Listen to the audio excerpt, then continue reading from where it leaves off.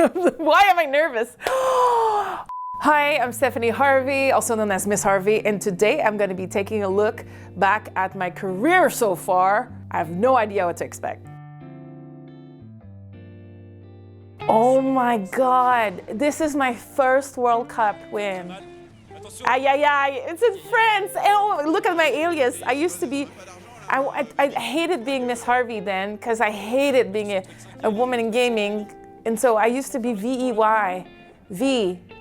And the French people called me V and for years, and they still called me V a couple years ago, and I forgot it was me.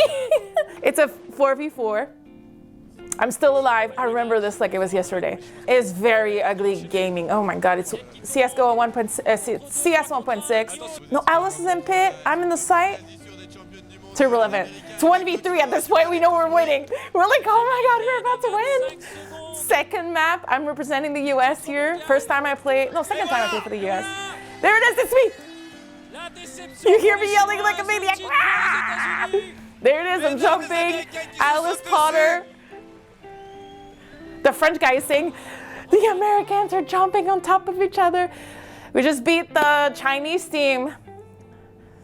And it was one of my easiest World Cup. I think we tied one game, and the rest we just played so well the whole weekend. Our first trophy as SK Gaming. So this was in 2007, and I started playing Counter-Strike in 2003. We were already pretty good in North America, but this kind of solidified the beginning of our dynasty internationally.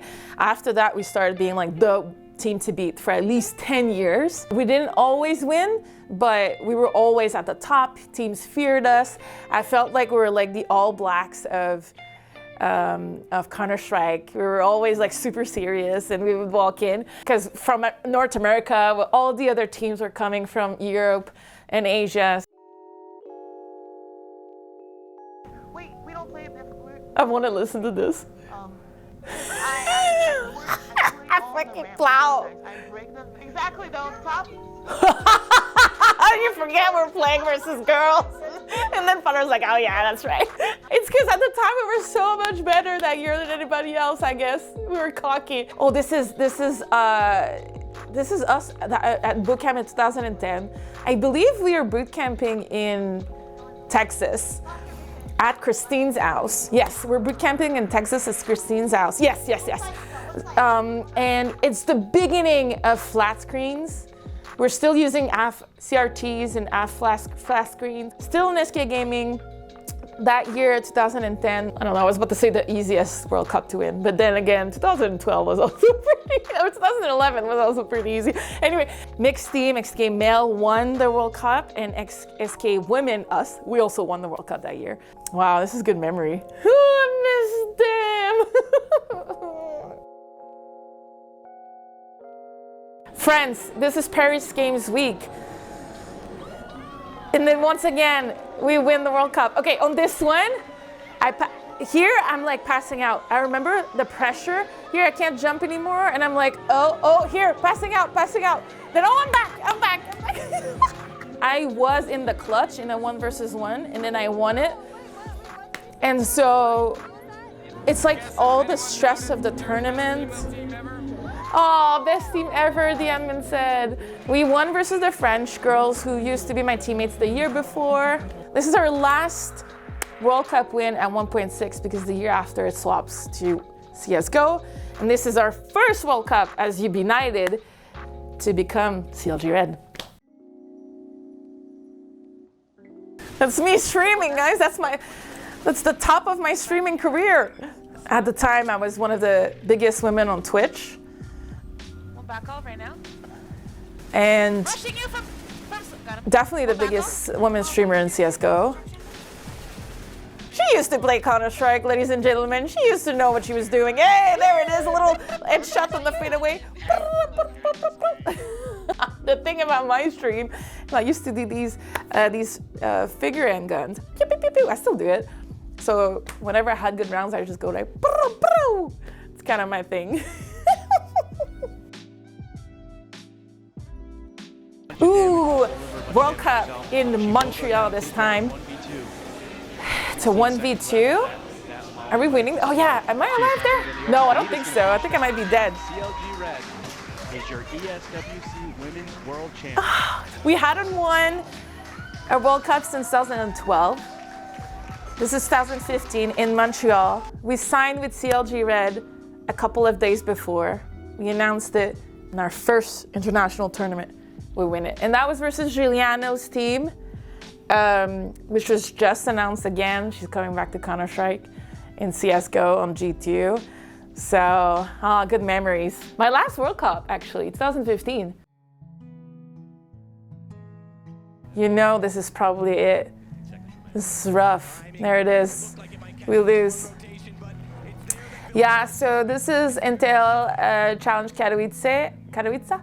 I think it's my last Intel Challenge as a professional player. I think after that I started casting them, or at least being on the desk. They were really stronger that year. It's always hard to look back at these images of us losing, but it wasn't the best times. I mean, I feel that nobody ever taught me how to lose properly. For us, it was the end of the world losing. Like, everything was awful. A winning team needs to learn how to lose properly and be on the mindset that you win or you learn. I think it would have made us better teammates. How'd you find that? Yes! Yes! Oh, my parents! This is when I won the show Canada's Smartest Person. Yeah, this is very cliche. Give $20,000 to charity by winning. Yeah, I won season 3. It feels amazing. I still can't believe it. I just feel like, oh, it's not over. There's another step. You know, it's not over. But I won. When I win that show, I haven't slept in maybe 32 hours. So I think that makes it even more impressive, to be honest. Ooh, those damn Canadians. Those damn Canadians. Look at this, look at this.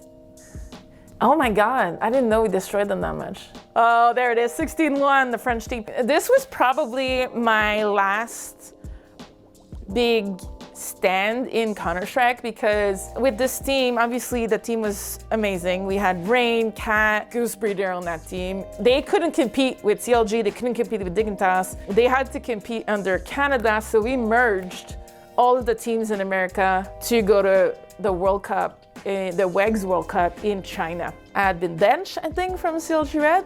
And so that meant that I was finally, again, 9-game leader. It was such a big moment for me. It was like I was benched from that team and I'm able to beat that team to make it to WEGS. So that's my legacy.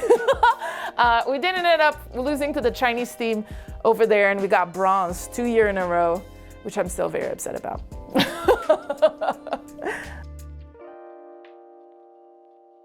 How are you feeling? Oh, I have shivers right now. You know?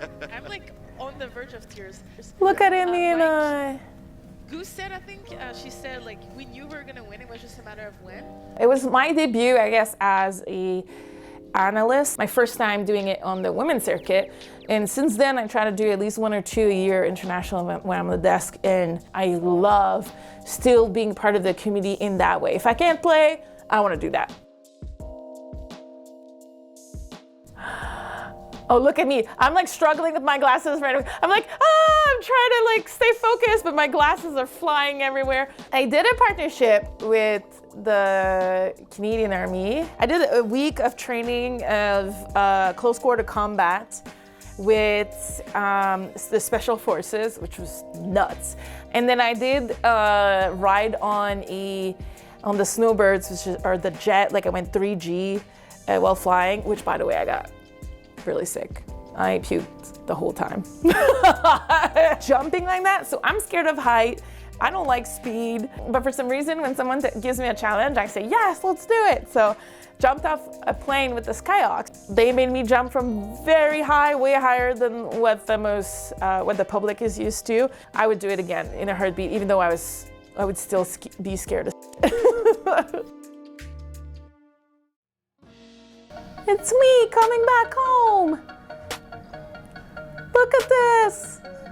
Oh. Director of Esports Franchise Development and Outreach. Oh, that's a gift now. Okay, so Go to all your like favorite social media and type Miss Harvey. That one is. That's my return with my big title. Anyway, I'm a director at CLG. That's all I say now. It's bittersweet though. That means I don't compete anymore. I was in the have-not room. So we had the iPad for 5 minutes every week to record whatever we wanted. And this is when I was punished because I was in friend with the leader. And so I was in the have-nots, hate slop, but guess what? I still won. Yeah, still won, Big Brother Canada. It's hard for me to say what's next. When I accomplish all of that, it's hard to say, hey, now I want to do that. I always think I cannot beat what I've done in the past, but then a new challenge will always happen and I end up beating it.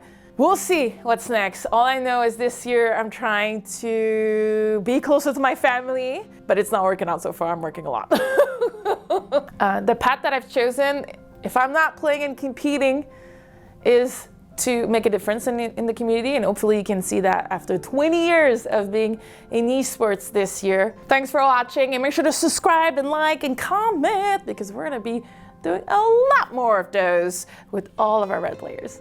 Bye.